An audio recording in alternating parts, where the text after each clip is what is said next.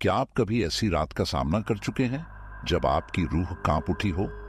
क्या आपने कभी एक ऐसी घटना सुनी है जो आपके दिल की धड़कनों को तेज कर दे और आपकी नींदें उड़ा दे? दोस्तों, आज मैं आपको एक ऐसी ही खौफनाक और सिहरन भरी कहानी सुनाने जा रहा हूं जो हिमाचल प्रदेश के घने जंगलों और सुनसान रास्तों से जुड़ी है। ये कहानी है एक बस ड्राइवर की जिसकी जिंदगी एक रात में हमेशा के लिए बदल गई। ये कहानी है डर, रहस्य और उस अज्ञात शक्ति की जो इंसान की सोच से परे है। तो तैयार हो जाइए एक सच्चे हादसे की इस कहानी को सुनने के लिए जो आपके रोंगटे खड़े कर देगी और आपको सोचने पर मजबूर कर देगी कि क्या सच में ऐसी घटनाएं होती हैं। तो ज्यादा समय ना लेते हुए जल्दी से अपनी कहानी को शुरू करते हैं। दोस्तों, आज की हमारी कहानी हिमाचल प्रदेश के रहने वाले विशाल की है जो पेशे से एक बस ड्राइवर है। तो चलिए अब ये कहानी विशाल के पॉइंट ऑफ व्यू से सुनते हैं। दोस्तों, मेरा नाम विशाल है। पेशे से मैं एक बस ड्राइवर हूँ। मुझे हिमाचल प्रदेश के परिवहन विभाग में बस ड्राइवर के रूप में नौकरी करते हुए आज लगभग 12 साल हो चुके हैं। और आज जो कहानी मैं आपको सुनाने वाला हूँ ये उस वक्त की है जब मैं नया ही बस ड्राइवर बना था और जिस एरिया में मेरी ड्यूटी लगी थी उस एरिया के रास्तों के बारे में और उन जगहों के बारे में मुझे कुछ ज्यादा जानकारी नहीं थी। दरअसल जब वह घटना मेरे साथ हुई उस वक्त बारिश के दिनों का मौसम था और मेरी नाइट शिफ्ट में ड्यूटी लगी हुई थी। मुझे रात को 8 बजे अपनी बस को स्टार्ट करके उसे सुबह 8 बजे तक उसकी मंजिल तक पहुंचाना रहता था। जब वह घटना मेरे साथ हुई थी तो उस वक्त पिछले 3-4 दिनों से लगातार बारिश हो रही थी और उस बारिश के मौसम के बीच ही मुझे रात को अपनी बस को उन हिमाचल की सुनसान और घुमावदार सड़कों पर चलाना पड़ता था। जैसा कि आप लोग जानते ही होंगे कि दिन की तुलना में लोग रात के समय काफी कम ट्रैवलिंग करते हैं और इसी वजह से मेरी बस में काफी कम सवारियां हुआ करती थी और रात के वक्त जो भी सवारियां बस में बैठी थीं वो लगभग रात के 1-2 बजे तक अपनी अपनी मंजिल पर पहुंचकर उतर जाती थी। कई बार तो ऐसा होता था कि मुझे बस को खाली ही चलाना पड़ता था। उस दिन भी लगातार बारिश हो रही थी और बारिश की वजह से मेरी बस में सवारियां भी काफी कम थीं। अब उन कम सवारियों को लेकर ही मैं अपनी बस को चलाए जा रहा था। तभी मुझे आगे आने वाले गांव के बस स्टैंड पर अपनी बस को कुछ समय के लिए रोकना था क्योंकि उस बस स्टैंड से मेरी बस का जो कंडक्टर था उसकी ड्यूटी खत्म होने वाली थी और उसकी जगह कोई दूसरा बस कंडक्टर आने वाला था, या मैं यूं कहूं कि आने वाली थी। दरअसल अगले स्टैंड से जो लड़की बस कंडक्टर की ड्यूटी संभालने वाली थी उसकी अभी कुछ समय पहले ही शादी हुई थी और अपनी शादी की वजह से वह काफी दिनों से लंबी छुट्टी पर चल रही थी। आज पहली बार वह वापस अपनी ड्यूटी ज्वाइन करने के लिए आई थी। इसके बारे में मुझे पहले ही जानकारी दे दी गई थी। इससे पहले भी मैं उस लड़की के साथ 3-4 महीने तक काम कर चुका था। उसका नाम प्रियंका था और वह बोलचाल में काफी अच्छी थी। रात के वक्त उससे बातें करते करते सफर कब कट जाता था इसका पता ही नहीं चलता था।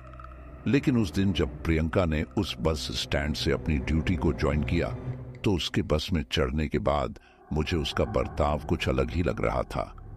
उसने अपने चेहरे पर अपने दुपट्टे से एक बड़ा सा घूंघट निकाल रखा था और वो बस में बैठी सवारियों पर भी काफी ज्यादा चिल्ला रही थी। मैंने उसके बर्ताव को देखकर सोचा कि शायद घर पर कुछ प्रॉब्लम चल रही होगी जिसकी वजह से प्रियंका का स्वभाव आज थोड़ा उखड़ा हुआ है। लेकिन मुझे क्या पता था कि आज मेरे साथ एक ऐसी घटना होने वाली है जिसके बारे में मैंने कभी कल्पना भी नहीं की थी। अब मैंने बस चलाते हुए जब अपने हाथ में पहनी हुई घड़ी में टाइम देखा तो उस वक्त रात के 11 बज रहे थे और उस वक्त तक बस की लगभग सभी सवारियां भी बस से उतर चुकी थीं। अब बस में सिर्फ 2-4 सवारियां ही बैठी थीं। लेकिन आज मुझे अजीब बात ये लगी कि प्रियंका भी उन सवारियों के साथ पीछे बस में ही बैठी हुई है और उसने अब भी बहुत लंबा घूंघट निकाल रखा है। इससे पहले ऐसा कभी भी नहीं होता था। बस में बैठी सवारियों की टिकट बनाते ही प्रियंका मेरे पास आकर केबिन में बैठ जाया करती थी और फिर हम लोग बातें करते हुए अपना सफर तय करते थे। लेकिन उस दिन वह मेरे पास केबिन में नहीं आई थी। वह बस में पीछे की तरफ ही बैठी हुई थी। मैंने इस बात पर ज्यादा गौर नहीं किया और बस चला रहा था। थोड़ी ही देर बाद जो बस में 2-4 सवारियां भी बैठी थीं, वो भी उतर चुकी थीं। उस दिन मैंने सोचा कि शायद आगे आने वाले कुछ गांवों से सवारियां मिल जाएंगी। यही सोचकर मैं बस को चला रहा था। मैंने उससे पूछा, प्रियंका, तुमने इतना बड़ा घूंघट क्यों निकाल रखा है? लेकिन उसने कोई जवाब नहीं दिया। इसके बाद मैंने फिर से पूछा, क्या हुआ, तुम आज इतनी चुप क्यों हो? तभी वह बिना घूंघट उठाए ही मुझसे कहती है, तुम चुपचाप अपना काम करो, मुझसे ज्यादा बातें करने की जरूरत नहीं है। उसकी इस बात का मुझे थोड़ा बुरा लगा और अब उससे बिना बोले ही मैं बस चला रहा था। लेकिन उसकी आवाज कुछ बदली बदली सी सुनाई दे रही थी। ऐसा लग रहा था जैसे उसका गला पूरी तरीके से बैठा हुआ हो। वह बहुत ही अजीब और खसराई हुई आवाज में बोल रही थी। थोड़ी देर बाद मैंने फिर से पूछा, प्रियंका, शादी की मिठाई नहीं लेकर आई क्या? तभी उसने फिर से उस अजीब सी आवाज में मुझसे कहा, लाई हूं ना, क्या तुम वह खाओगे जो मैं लेकर आई हूं? मैंने उससे कहा, अरे क्यों नहीं, अगर तुम खिलाओगी तो मैं जरूर खाऊंगा। मेरे इतना कहते ही उसने अपने बैग से कुछ निकाला और मेरे सामने रख दिया। उसने जो अपने बैग से मुझे खाने के लिए दिया, उसे देखकर मेरे तो होश ही उड़ गए। मैंने उससे कहा, प्रियंका, ये कैसा मजाक है और ये तुम्हें कहाँ मिला? और ऐसी चीजों को तुम अपने पास क्यों रखती हो? इतनी रात को भला ऐसे कोई मजाक करता है क्या? दरअसल उसने अपने बैग से एक इंसान के कंकाल की खोपड़ी निकालकर मेरे सामने रख दी थी, जिसको देखकर मैं बहुत ज्यादा डर गया। अभी उसको मैं ये सब कह ही रहा था कि तभी अचानक वो मुझसे कहती है, क्या हुआ? तुमने ही तो कहा था कि मैं जो तुम्हें दूंगी वह तुम खाओगे, तो अब इसे तुम्हें खाना पड़ेगा।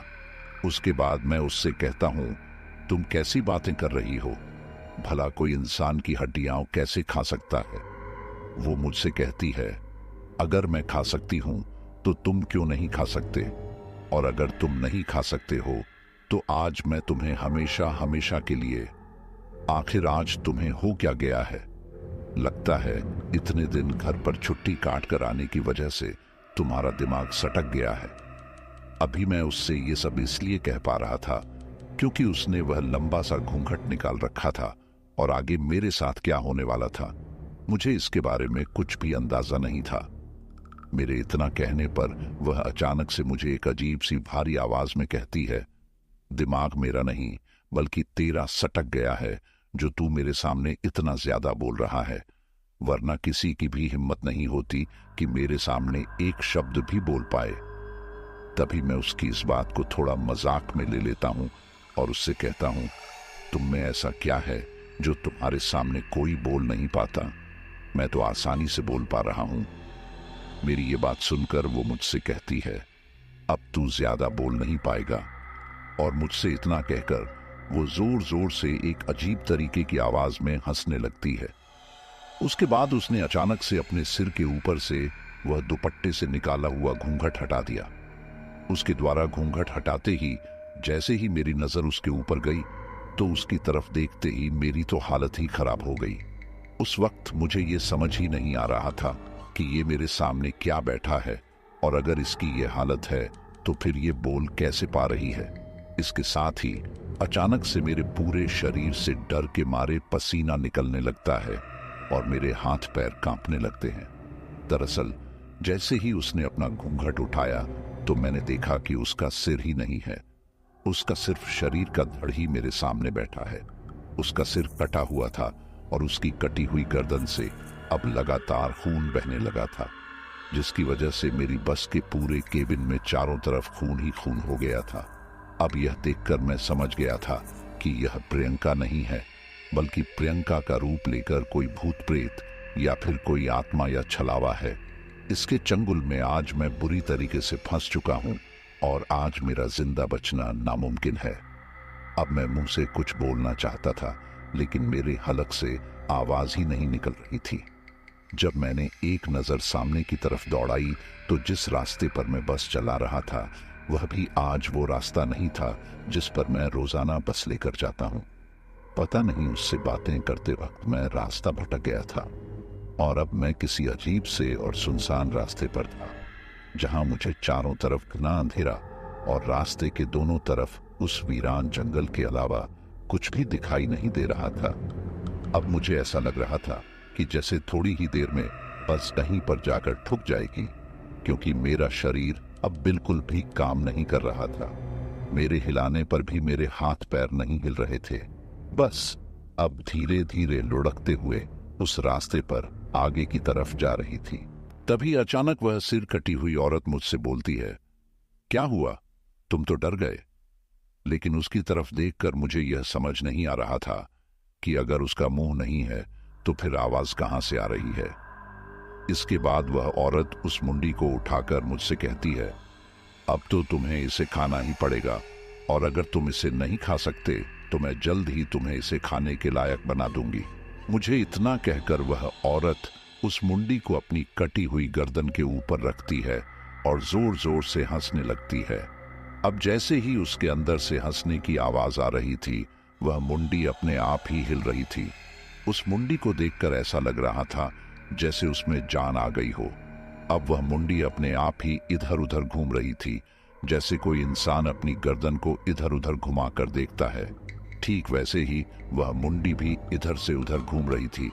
अभी मैं उसकी तरफ एक तक देख ही रहा था, तभी अचानक मुझे मेरे कानों में एक जोर का धमाका सुनाई देता है। उस धमाके के साथ ही मेरे शरीर में एक जोर का झटका सा लगता है और उसके बाद मैं वहीं पर बेहोश हो जाता हूँ।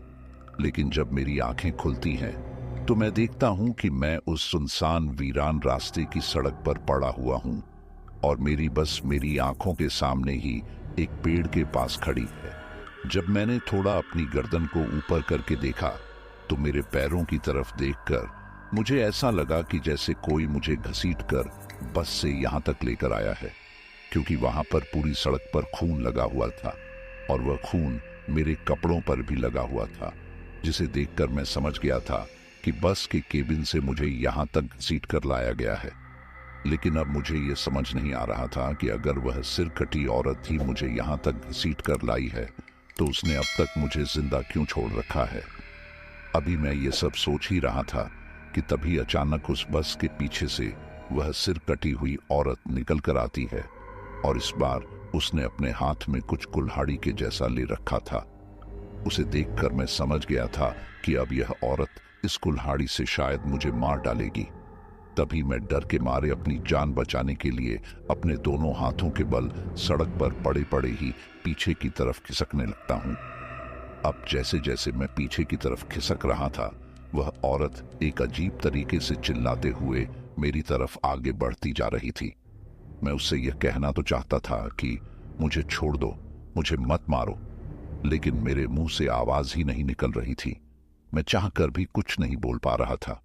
अब जिस रास्ते पर पड़ा पड़ा मैं अपनी जान बचाने के लिए पीछे की तरफ खिसक रहा था, उस रास्ते के एक तरफ बड़ी सी पहाड़ी और एक तरफ बहुत ही गहरी खाई थी।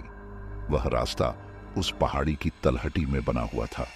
उस वक्त मैंने अंदाजा लगा लिया था कि यह मेरे जीवन का आखिरी पल है और उस वक्त मैं अपने मन ही मन में भगवान को याद करने लगा, हे भगवान, अगर तू सच में इस दुनिया में अपना अस्तित्व रखता है तो आज मुझे इस मुसीबत से कैसे भी करके बचा ले। अभी मैं भगवान को याद करते हुए अपने दोनों हाथों के बल पीछे की तरफ खिसक ही रहा था कि तभी अचानक उस पहाड़ी से एक बड़ा सा पत्थर खिसककर नीचे लुढ़कने लगता है और अब वह पत्थर बहुत ही तेज गति से नीचे की तरफ गिर रहा था। यही सोचकर मैंने अपने जीने की सारी उम्मीद खो दी थी और अब मैंने अपने आप को बचाने की भी सारी कोशिशें छोड़ दी थी। तभी वह लुढ़कता हुआ पत्थर बहुत तेज गति से नीचे आता है और वह एक बार तो वहां पर खड़ी उस बस की छत के ऊपर गिरता है और फिर उस सिर कटी हुई औरत को टक्कर मारते हुए उस खाई में गिर जाता है। लेकिन मुझे यह समझ नहीं आ रहा था कि वह औरत वहां से गायब कैसे हुई। क्या वह उस पत्थर की टक्कर से उस खाई में गिर गई है या फिर उस पत्थर की टक्कर लगने से पहले ही वहां से गायब हो गई है। अभी मैं उस सड़क पर पड़ा पड़ा यह सोच ही रहा था कि तभी अचानक मुझे ऐसा एहसास होता है कि जैसे किसी ने मुझे पीछे से पकड़ा है और अब वह मुझे बड़ी ही जोर से उस सड़क से पीछे खाई की ओर घसीट रहा है। अभी मैं अपने आप को बचाने की कोशिश कर ही रहा था कि तभी मैं धड़ाम से उस खाई में गिर जाता हूँ।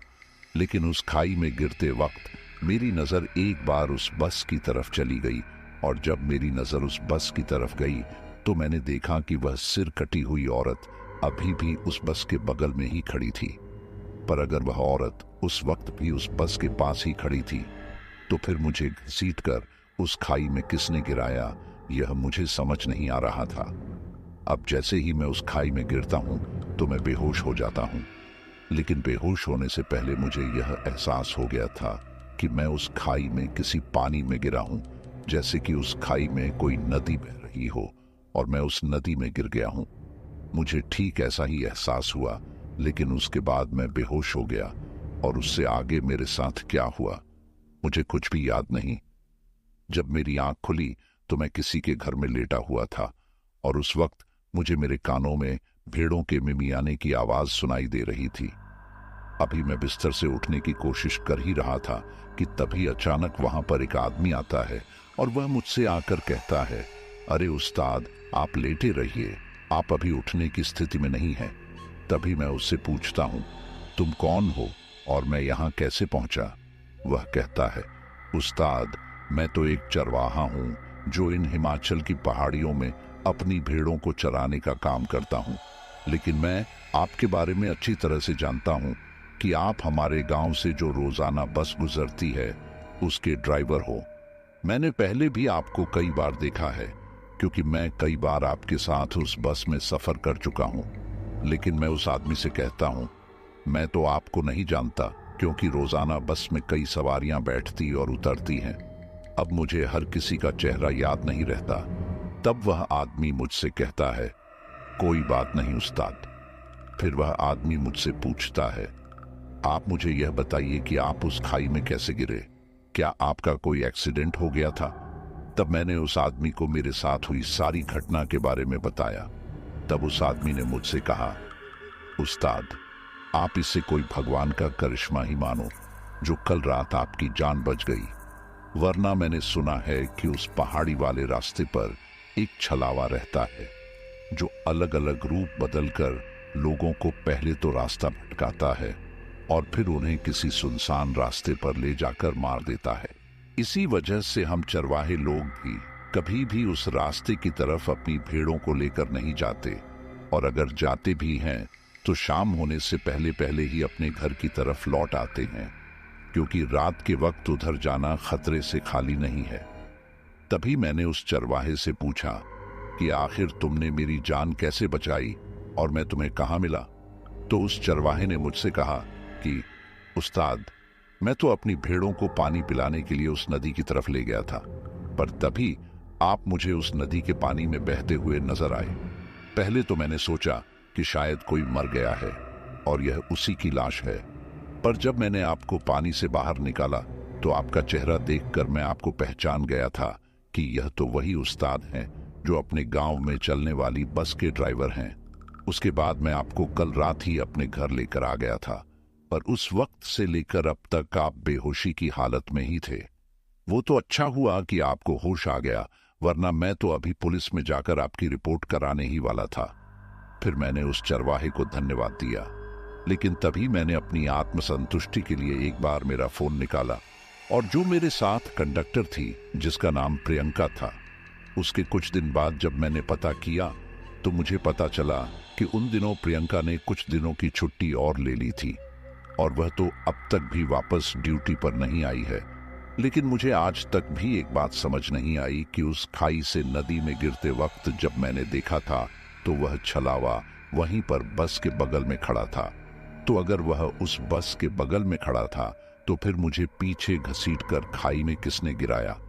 आखिर वह कौन था जिसने अपने दोनों हाथों से मुझे पीछे से पकड़ा और मुझे घसीटकर उस खाई में गिरा दिया था? यह बात मुझे आज तक भी समझ में नहीं आई है। आप लोगों को क्या लगता है कि वह कौन होगा? तो दोस्तों, यह थी हमारी आज की कहानी। कहानी आपको कैसी लगी कमेंट बॉक्स में कमेंट करके जरूर बताना। फिलहाल चलता हूँ, बस आप अपना और अपने परिवार का ख्याल रखें, और अगर अभी तक भी चैनल को सब्सक्राइब नहीं किया है तो कृपया करके चैनल को सब्सक्राइब कर लीजिए। आपका यह छोटा सा सहयोग हमें आपके लिए ऐसी ही कहानियां लाने के लिए प्रोत्साहित करता है।